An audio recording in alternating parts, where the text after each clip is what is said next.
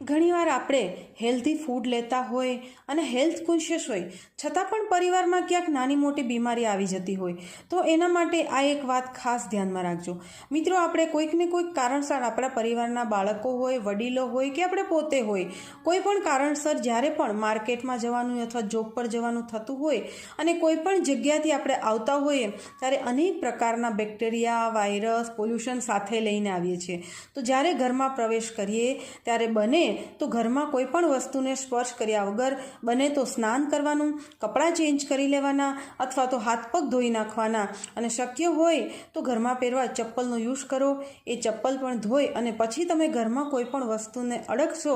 તો હું માનું છું ત્યાં સુધી આપણે બહારથી લાવેલા ઇમ્પોર્ટ કરેલા વાયરસ, બેક્ટેરિયાની ઇફેક્ટ છે એ આપણા ઘરમાં નહીં થાય. અને બીજું કે તમે કોઈ પણ વસ્તુ લાવો એ પણ એટલી સ્વચ્છ કરી અને પછી જ ઉપયોગમાં લો, અનેક બીમારીથી